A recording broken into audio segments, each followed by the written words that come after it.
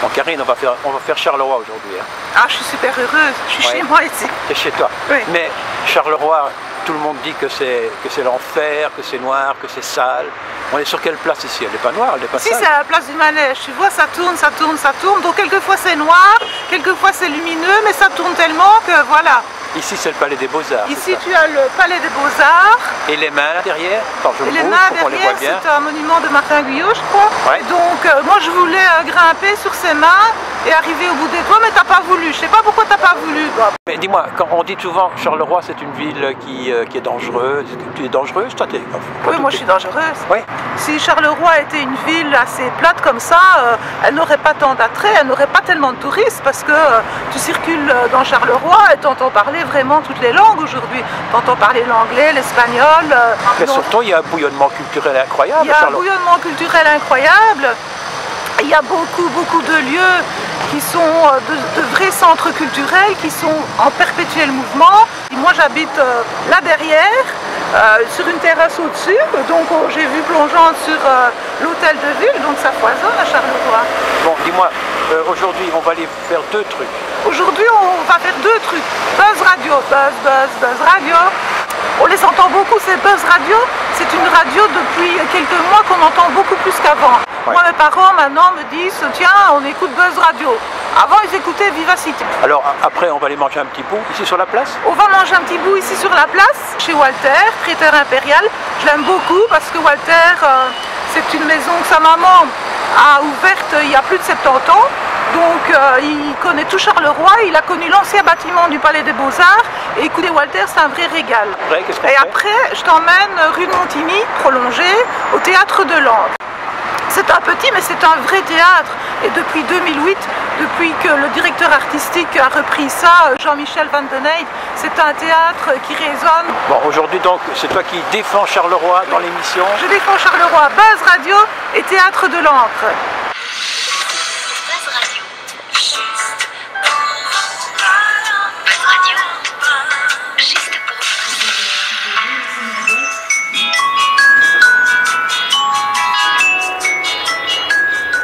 Alors Buzz Radio, c'est une radio Carolo dont on parle de plus en plus, parce qu'avant, moi j'étais pas tellement attentive, mais maintenant Buzz Radio, il me semble que j'entends ça, j'entends toujours ton petit single là, et tu vas nous expliquer pourquoi c'est redynamisé, pourquoi il y a plusieurs studios aujourd'hui, comment ça s'appelait avant, et pourquoi c'est mieux aujourd'hui qu'hier, et qu'est-ce qui s'est passé en fait?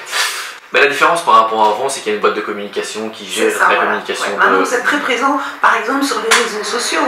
Voilà, on a quelqu'un dans l'équipe qui gère pas mal les réseaux sociaux, que ce soit Facebook, Instagram, LinkedIn. Vous êtes beaucoup dans l'équipe, c'est une équipe de combien de personnes? Alors, l'ASBL, en fait, on va dire en soi un conseil d'administration. C'est une ASBL? Oui, un conseil d'administration.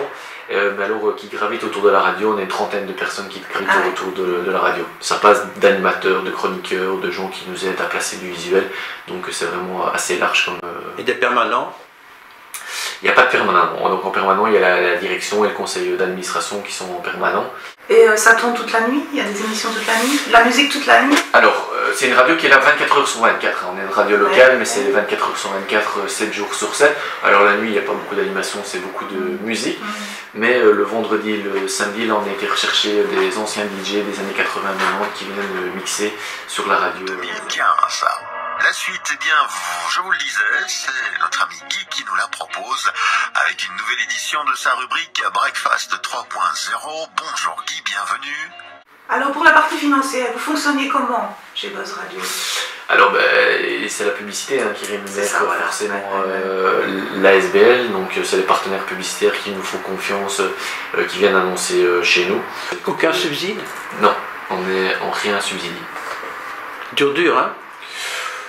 Non, après c'est une radio, c'est une entreprise, il faut gérer ça comme une entreprise et comme un produit, c'est un produit de divertissement pour les gens qui l'écoutent. Maintenant, nous, ça reste un produit pour nous.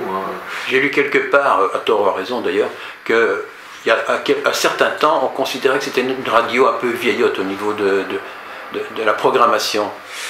Qu'est-ce qu'on met derrière le mot vieillot, ça, chacun mettra ce qu'il veut. À quel moment on devient vieux? C'est pas proc, hein. Ça, c'est la question, à quel moment on devient vieux. Donc nous, en fait, le public qui nous écoute fortement, c'est les 30-60 ans. Ça, c'est vrai que c'est vraiment notre cœur de cible. Donc... Mais j'entends plus maintenant des gens qui disent, moi j'écoute Buzz Radio, par exemple chez mes parents, toute une fois j'arrive et maman me dit, moi j'écoute maintenant Buzz Radio, j'aime bien. Voilà, avant elle me disait pas ça. Buzz Radio, juste pour vous.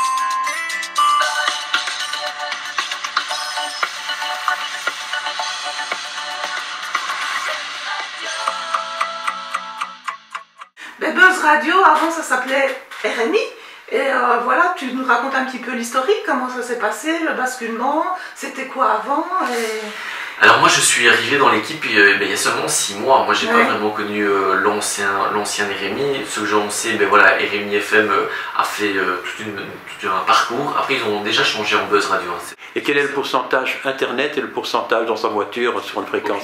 Aucune idée. En FM, les radios locales ne sont pas simées en FM, les radios locales, donc ça on n'a aucune idée. Maintenant, simé, ça veut dire donc avoir une audience calculée par un organisme agréé. Aujourd'hui, ça on ne sait pas le savoir. Maintenant, ce qu'on se doute, c'est que comme le flux sur Internet augmente, le flux FM doit augmenter aussi. Alors, nous, on couvre le Grand Charleroi, on va jusque Genappe et on redescend jusqu'à... Quels sont vos concurrents directs ici, les plus connus? Charles King et Ramdam. Oui. Charles King et Ramdam. Et Ramdam, oui. Ramdam. Alors, encore une question. Vous recevez des invités régulièrement. Bon, j'ai vu que c'était du social, du politique, du culturel. C'est ce qui fait la vie de Charleroi. Le but c'est d'avoir des gens qui font la vie de Charleroi, qui animent Charleroi. Ça peut être aussi bien, comme on vient de le dire, des politiques, ça peut être des ASBL, ça peut être des chefs d'entreprise. Sans orientation politique déterminée. On a eu vraiment tous les partis qui sont venus, on a même eu le FDF et le PTB qui sont venus en interview chez nous. Donc on a vraiment eu tous les partis, on s'est fermé à aucun parti démocratique. Non, vraiment, et on est vraiment au niveau des villes soutenu vraiment par toutes les villes de toutes les couleurs. Donc